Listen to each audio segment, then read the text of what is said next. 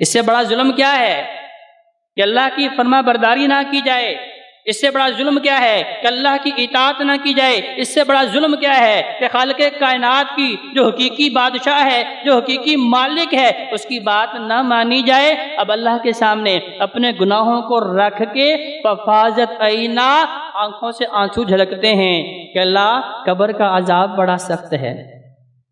اللہ تیرے محبوب پیغمبر نے بتایا ہے کہ جیسے قبر میں ڈالے جائیں گے، قبر اپنا آپ دکھاتی ہے، پسلیوں میں پسلیاں داخل ہو جاتی ہیں۔ اللہ تیرے محبوب پیغمبر نے بتایا ہے کہ برے آدمی کی قبر کے اندر 70 سانپ 70 بچھو مسلط کر دیے جاتے ہیں۔ اللہ تیرے محبوب پیغمبر نے بتایا ہے کہ برے آدمی کی قبر کو جہنم کا گڑھا بنا دیا جاتا ہے۔ اب اسے یاد آ رہا ہے، قبر حشر کے معاملات یاد آ رہے ہیں کہ لوگ مجھے دفنا کے مجھے قبر میں چھوڑ کے آ جائیں گے۔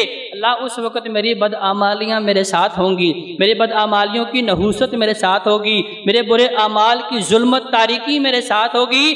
اللہ تو معاف کرنے والا ہے، اللہ مجھے حشر کے عذاب بھی یاد آ رہے ہیں، اللہ تو بڑا غفور الرحیم ہے، اللہ تو 70 ماؤں سے زیادہ اپنے اس بندے سے پیار کرنے والا ہے۔ اللہ مجھے معاف کر دے۔ اپنے گناہوں کو یاد کر کے اللہ کے سامنے اپنے گناہوں کو رکھ کے شرمسار ہو کے ندامت کے آنسو بہا کے اللہ کے سامنے ایک آنسو مکھی کے سر کے برابر بہا لیتا ہے، 2 فائدے، اللہ سارے گناہوں کو معاف بھی کر دیتے ہیں، بلکہ اگر اخلاص زیادہ ہو انہیں نیکیوں کے اندر تبدیل بھی کر دیتے ہیں، اور حشر کے اندر اپنے عرش کا سایہ عطا فرمائیں گے جس میں اللہ کے عرش کے سایہ کے علاوہ کوئی سایہ نہیں ہوگا۔ محترم بھائیو، یہ ہیں VIPs، یہ ہیں وہ بہترین خوش نصیب لوگ جنہیں اس دن اللہ کا الحاکمین عزت دے کے بتائے گا کہ عزت ان کو ملتی ہے جو میرے ساتھ جڑتے ہیں، عزت ان کو ملتی ہے جو میری تابعداری کرتے ہیں، شرف صرف ان کو ملتا ہے جو میری بات کو دن بر رات ماننے کے لیے تیار رہتے ہیں۔ اور بالخصوص ہمارے نوجوان جن کا تذکرہ اللہ کا الحاکمین نے قرآن میں بھی کیا، کہا کہ یہ ایسی عمر ہے جوانی کی جس کے اندر انسان کے اندر پوری طاقت ہوتی ہے، اس کے بدن میں بڑی طاقت موجود ہوتی ہے۔ اب وہ سمجھتا ہے کہ جتنی طاقت میرے جسم کے اندر ہے، اس سے پہلے اتنی طاقت کسی انسان کو ملی نہیں۔ اس وقت اس کے پاس علم بھی موجود ہوتا ہے، اس وقت اس کے پاس مال و زر بھی موجود ہوتا ہے، اس وقت اس کے پاس اسباب بھی موجود ہوتے ہیں، اور اس وقت اس کا بہک جانا، رب سے دور ہو جانا، رحمان کو چھوڑ کے شیطان کو خوش کرنا جو ہے زیادہ عام سی بات ہوتی ہے۔ لہذا نوجوانوں کا بہکنا، رب سے دور ہو جانا، جنت سے دور ہو جانا، صراط مستقیم سے دور ہو جانا، اور شیطان کی طرف لپکنا، شیطانی اعمال کی طرف اپنے آپ کو مائل کرنا، اور جہنم کے راستے پہ اپنے آپ کو لے کے چلے جانا جوانی کے اندر زیادہ آسان ہے۔ اس لیے اللہ کا الحاکمین نے جو سوال کرنے ہیں حشر کے میدان میں، اللہ نے قبر کے سوال بھی بتا دیے، حشر کے سوال بھی بتا دیے۔ ان سوالوں میں سے، حشر کے سوالوں میں سے ایک پہلا سوال، بتاؤ زندگی کیسی گزاری؟ اب یہ زندگی کون سی ہے؟ بلوغت کی عمر سے لے کے ہوش و حواس کی عمر سے لے کے مرنے تک کی زندگی جتنی بھی ہے وہ کیسے گزاری؟ ان میں نمازیں پڑھیں، ان میں قرآن پڑھا، ان میں ذکر و اذکار کیا، ان میں اللہ کی تابعداری کی یا نہیں کی؟ اب پوری زندگی کا ایک سوال، لیکن اس کے بعد دوسرا سوال، بتاؤ جوانی کیسی گزاری؟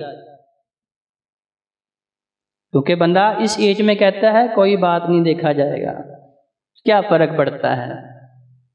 کیونکہ وہ سوچ رہا ہے کہ بھئی میرے سامنے میرا دادا بڑا بزرگ ہوا، 80 90 100 سالہ زندگی کو پہنچا، اس کو بیماریاں لاحق ہوئیں، وہ بستر پہ پڑا، پھر اس نے اللہ کے سامنے توبہ کی، گریہ زاری کی، رب کے سامنے روتا رہا، تسبیحیں پڑھتا رہا، نمازیں پڑھتا رہا، قرآن پڑھتا رہا، تو اس کو بڑا موقع ملا تھا، لہذا جوانی میں بھی عیاشی کر لوں، مجھے بھی موقع ملے گا۔ لیکن محترم بھائیو، ہر انسان کی تقدیر الگ ہے، ہر انسان کی زندگی اور موت الگ ہے۔ کسی کو نہیں پتا کہ کس کو کتنی عمر ملی ہے۔ اگر میرا دادا 100 سالہ زندگی گزاری ہے تو اس بات کی گارنٹی مجھے تو نہیں ہے کہ میں نے 50 سال بھی گزارنی ہے کہ نہیں گزارنی۔ مجھے بتائیں کہ ہمارے گاؤں میں بزرگ فوت ہوتے ہیں، کیا نوجوان فوت نہیں ہوتے؟ کیا نوجوان لقمہ اجل نہیں بنتے؟ وَلَن يُؤَخِّرَ اللَّهُ نَفْسًا إِذَا جَاءَ أَجَلُهَا۔ تو اللہ کا الحاکمین نے بتا دیا کہ حشر کے میدان میں پوری زندگی کا سوال الگ ہے، اس میں سے جوانی کا سوال اللہ نے الگ کرنا ہے کہ بتاؤ جوانی کیسی گزار کے آئے ہو۔ آج دیکھیں ہمارا جوان جو ہے مسجدیں چھوڑ کے شیطانی اماج گاہوں میں پایا جاتا ہے۔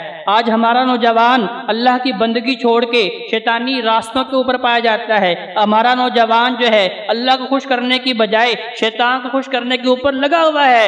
اللہ کا الحاکمین نے فرمایا کہ یہ 7 قسم کے خوش نصیب لوگ جنہیں میں نے اپنے عرش کا سایہ عطا کرنا ہے، ان میں سے دوسرے نمبر پہ وہ نوجوان ہے وَشَابٌ نَشَأَ فِي عِبَادَةِ اللَّهِ، کہ جس کی جوانی جو ہے شراب پیتے ہوئے نہیں گزرتی، جس کی جوانی جوئے کے جو ہے گیم کھیلتے ہوئے نہیں گزرتی، جس کی جوانی جو ہے بےہودہ فلمیں بےہودہ ویڈیوز دیکھنے میں نہیں گزرتی، جس کی جوانی جو ہے اپنی شرم و حیا کو تعطار کرنے میں نہیں گزرتی، بلکہ جس کی جوانی اس طرح گزرتی ہے جس طرح محبوب پیغمبر علیہ السلام نے تربیت کی، اسامہ بن زید کی جوانی گزری، جس طرح علی حیدر کرار کی گزری، جس طرح خالد بن ولید کی گزری، جس طرح اولیاء دین شیخ عبد القادر جیلانی رحمۃ اللہ علیہ جن کے ایک سچ بولنے کی وجہ سے رہزنوں کا پورا قافلہ جو ہے وہ توبہ طائب ہو جاتا ہے۔ یہ تھے نوجوان، یہ ہیں وہ نوجوان جنہیں دیکھ کے رب یاد آتا ہے، جنہیں دیکھ کے پتہ چلتا ہے کہ یہ ہیں مسلمان،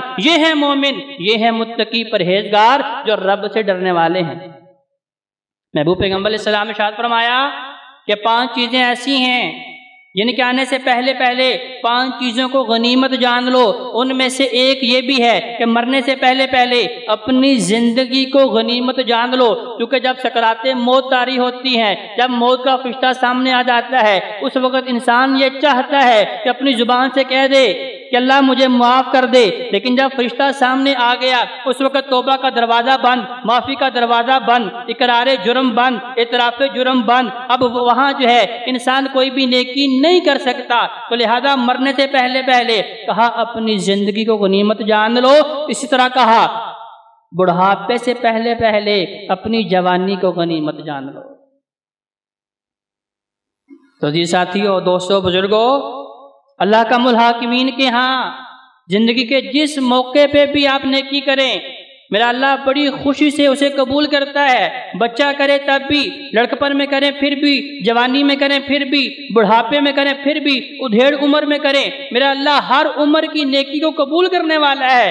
لیکن وہ وقت جب انسان کے اندر پوری طاقت ہے، اور وہ طاقت بھی اللہ نے دی ہے، جب صحت یابی ہے وہ صحت یابی بھی اللہ نے دی ہے، سارا کچھ اللہ نے دیا ہے، تو وہ نوجوان پوری طاقت کے ساتھ اللہ کے سامنے جھک کے کہتا ہے سبحان ربی الاعلیٰ، اللہ میں اعلیٰ نہیں، اللہ صرف تو ہے، اللہ میں بڑا نہیں، اللہ اکبر، اللہ صرف تو بڑا ہے۔ جو اپنی جوانی میں اپنی نگاہوں کی حفاظت کرتا ہے، اپنی زبان کی حفاظت کرتا ہے، اپنی عزت و آبرو کی حفاظت کرتا ہے، اپنے وقت کی حفاظت کرتا ہے، اور جو حقوق اللہ کا الحاکمین نے اس کے کندھوں کے اوپر ڈالنے ہیں ان کا خیال رکھنے والا ہے، تو کتنا بہترین اعزاز فرمایا کہ اللہ اپنے عرش کا سایہ عطا کرے گا۔